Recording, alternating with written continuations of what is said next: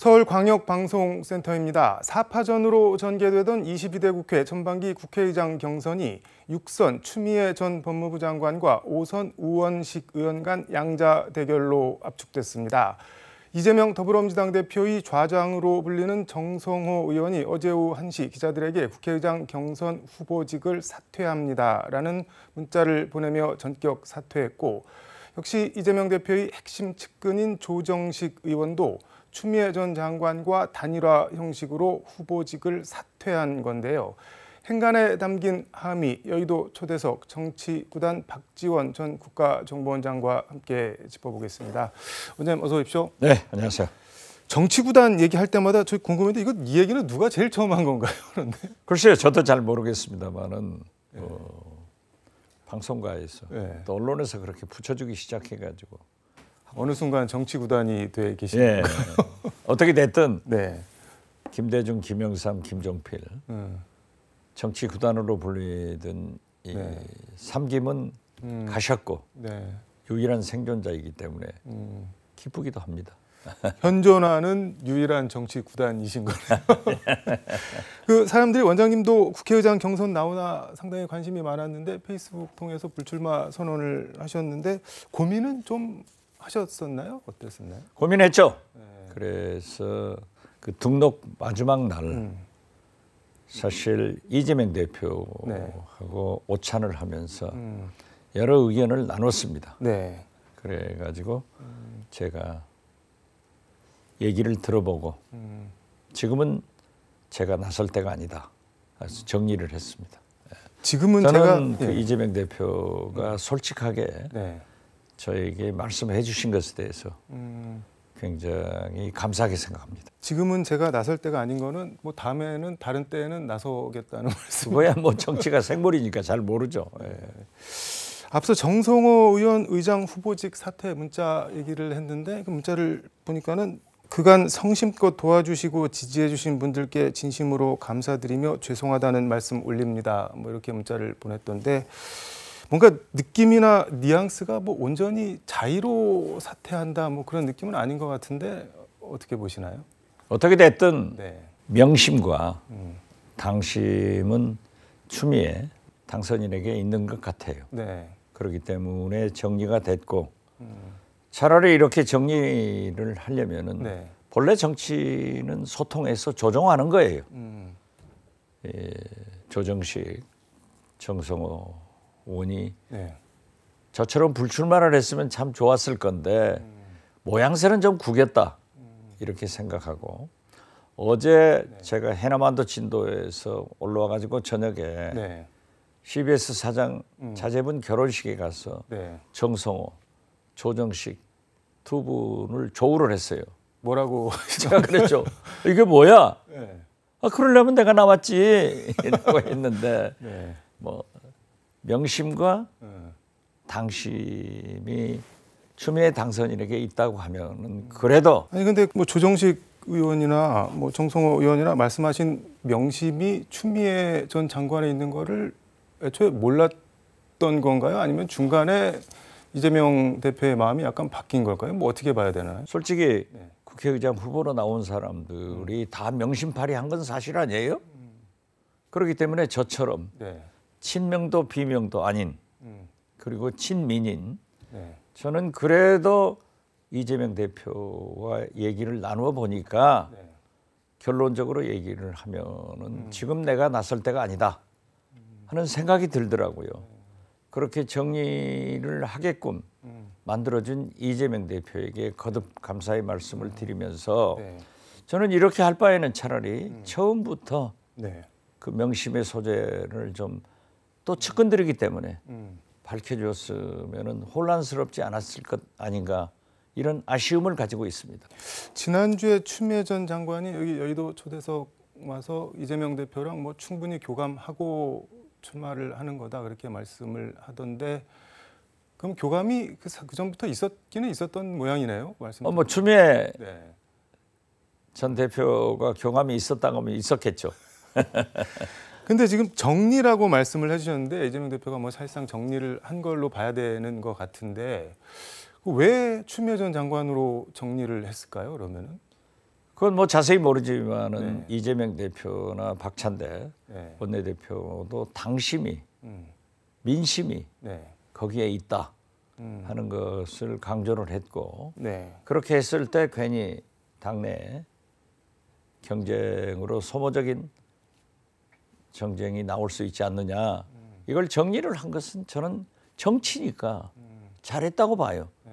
그러려면은 기왕 하려면은 좀 일찍 했으면은 후보 등록하지 않고 저처럼 결정할 수 있는 네. 기회를 줬으면 참 좋았을 건데 그래도 우리 당이 건전하게 일극 체제가 아니고 획일적으로 흘러가는 게 아니고 네. 경쟁 체제로 가는 것은 바람직하다. 저는 그렇게 생각합니다. 그 일각에서는 그런 말도 하는데 혹시 탄핵 국면을 염두에 두고 추미애 전 의장을 뭐 이렇게 뭐 전면에 내세우는 거 아니냐. 아무래도 정성호 의원이나 조정식 의원이 국회의장이 돼서 만약에 탄핵 국면이 벌어지는 것보다는 그래도 추미애 전 장관이 조금 더 적합하고 이재명 대표한테 가는 부담도 상대적으로 훨씬 덜할 것 같고 뭐 그런 얘기들도 하던데. 글쎄요. 어떻게 국회를 운영할 것인가 하는 것은 국회의장에 당선된 사람이 네. 결정할 문제이고 저는 탄핵 국면으로 가기 위해서 네. 추미애 당선인을 선택한다 하는 것은 나머지 네. 세 분도 다 그런 능력을 갖춰 있기 때문에 꼭 그렇게 규정하는 것은 옳지 않다 이렇게 생각합니다. 그러면 앞서도 물어봤는데 왜 명심이 확 추미애 전 장관한테 기울어진 걸까요? 그 뭐 이유나 배경 같은 게 있을 것 같은데. 제가 네. 답변하는 것은 부적절할 것 같습니다. 알겠습니다. 그러면은 윤석열 대통령 취임 2주년 기자회견 얘기해 보겠습니다. 총평 어떻게 보셨나요? 진짜 실망했죠. 네. 국민은 네. 혹시나 대통령이 변했겠지. 지난 영수회담에서 변화를 못 읽었기 때문에 이번만은 기대했는데 네. 완전히 변하지 않고 마이웨이 가고 있다. 특히 최상병, 네. 김건희 특검을 사실상 반대하는 말씀과 변명을 하는 것을 보고 네. 굉장히 실망스럽다. 그래서 저는 제 SNS에 네. 이제 민주당 야권이 투쟁하는 수밖에 없다. 이렇게 결론을 내렸습니다. 김건희 여사 특검 관련해서는 뭐 윤석열 대통령 논리는 그런 것 같은데 뭐 특검은 뭐 수사기관에 부실 의혹이 있을 때 하는 게 맞다. 그런데 김건희 여사 본인 부인에 대해서는 전 정권에서 본인을 타겟으로 해갖고 특수부까지 동원해서 철저하게 수사했다. 그런데 특검하자고 하는 거는 그 자체가 모순이다. 뭐 이렇게 말씀을 하시던데요. 보십시오. 재판부에서 네. 즉 사법부에서 재판하면서 그 판결문에도 주가 조작을 인정하고 네. 도이치모터스의 사장은 유죄 판결을 했습니다. 네. 그리고 김건희 여사가 단순하게 전주 역할을 했느냐 주가 조작에 참여가 됐느냐 네. 하는 것은 3번이나 판결문에 적시가 돼 있어요. 그리고 특히 재판 과정에서 윤석열 검찰이 네. 문재인 검찰이 아니에요. 윤석열 검찰이 23억의 네. 문제에 대해서도 밝혔잖아요. 네. 이게 국민적 의혹이 있단 말이에요. 그런다고 하면은 당연히 특검 가서 그러한 의혹을 해명 혹은 밝혀지는 것이 대통령 본인을 위해서도 바람직하지 않느냐. 아울러서 양평 고속도로 문제, 장모님, 네. 영부인 다 관계 있잖아요. 네. 디올백 문제 이러한 것을 과연 네. 덮어놓고 갈 수 있느냐. 아니 근데 지금 권오수 전 도이치모터스 회장 기소한 지도 한 2년 6개월쯤 된 것 같고 1심 유죄 판결이 난 것도 한 1년 3개월쯤 된 것 같은데 지금 검찰이 혐의가 없으면은 그냥 혐의 없음으로 불기소 처분을 하든지 아니면은 혐의가 있으면은 기소를 하든지 1심 재판 결과까지 나왔는데 이걸 뭐 안 하는 걸까요? 못 하는 걸까요? 안 하는 거죠. 안 못 하는 거죠. 단지 딱 김건희 영부인 문제만 하지 않고 있는 것은 봐주기다. 그렇기 때문에 특검의 필요성이 있는 겁니다. 디올백 관련해서는 오늘 백 건넨 최재형 목사가 검찰에 출두해서 조사를 받았는데 뭐 청탁금지법 위반, 주거침입, 위계에 의한 공무집행방해, 명예훼손 등 혐의 피의자 신분으로 조사를 받았는데 근데 이제 청탁금지법 김영란법에는 공직자 배우자에 대한 처벌 규정이 없어서 준 사람은 뭐 구속을 당하거나 처벌을 받고 김건희 여사는 그냥 혐의 없음으로 끝나는 거 아니냐, 뭐 사실상 털어주려고 수사하는 거 아니냐, 뭐 이렇게 의심하는 사람들도 있던데 왜 웃으시나요? 그런 배부 맹점을 네. 대통령께서 대통령실에서 얘기를 하는 것은 국민들을 진짜 졸로 보고 하는 겁니다. 어떤 점에서요? 영부인 아니에요. 네. 영부인이 자기가 들어오라고 해서 경호실에 검색을 받아서 네. 들어온 거 아니에요? 어떻게 그분이 주거 침입죄에 해당이 됩니까? 그리고 받았다고 하면은 김영란법에도 배우자는 반드시 신고를 하게 돼 있어요. 네. 하지 않았단 말이에요. 그리고 받아서 뭐 뇌물 받은 그 창고 보관해서 돌려준다? 이러한 것은 어불성설이에요. 그러한 것 때문에 국민들이 더 화가 나는 겁니다. 그래서 저는 네. 깨끗하게 특검을 해서 오해가 있다면 오해가 있는 대로, 네. 해명을 할 수 있으면 해명을 하는 대로, 범법 사실이 있으면은 네. 책임지고 처벌받아야 된다. 저는 그렇게 봐요. 왜 그걸 숨기려고 합니까? 국민이 웃어요. 그렇기 때문에 더 특검을 해야 될 필요성을 스스로 말씀하고 있다. 저는 그렇게 봅니다. 근데 윤석열 대통령 인식은 그런 거 같은데, 이제 흔히 뭐 죄형 법정주의라고 하잖아요. 그래서 죄가 안 되는 거, 수사 대상이 아닌 거를 수사를 하자는 것 자체가 위헌적 발상이다. 특검 같은 거는 그래서 받을 수 없다. 그것은 본인이 생각하는 거예요. 본인 생각인가요? 국민이 생각하는 거 그거 아니에요. 의혹이 있다고 하면 네. 특히 영부인 아니에요. 당연히 철저히 수사를 해서 죄가 없으면 없는 대로, 네. 있으면 있는 대로 그 결과를 국민 앞에 내야지. 영부인이 돼가지고 아니 그 자기 사무실로 불러서 거기에서 명품백을 받으면 돼요? 그건 말도 안 됩니다. 그러한 발상을 가지고 윤석열 대통령이 지난 2년 해왔기 때문에 지금 이 꼴이 된 거예요. 그거는 뭐 대통령이 직접 관여된 건 아니고 그냥 어떻게 보면 김건희 여사가 잠깐 일탈한 거 아닌가요? 그 대통령 잘못이라고 할 수가 있을까요? 그런데 어떻게 됐든 영부인 아니에요. 네. 그러면은 디올백을 받았으면은 대통령께 얘기를 했느냐, 네. 언제 했느냐 하는 게 밝혀져야 돼요. 네. 아무것도 모르고 무조건 부인이 했다? 그럼 만약 제 아내가 했다고 하면은 해당이 안 되나요? 이건 아니잖아요. 이게 또 약간 애매한 게, 공직자가 배우자의 금품 수수를 알게 되면은 소속 기관장에게 반드시 신고를 하도록 돼 있는데, 대통령은 본인이 대통령 기관장이어서 또 따로 어디 신고할 데도 없고, 그래서 아니 어떻게 됐든 네.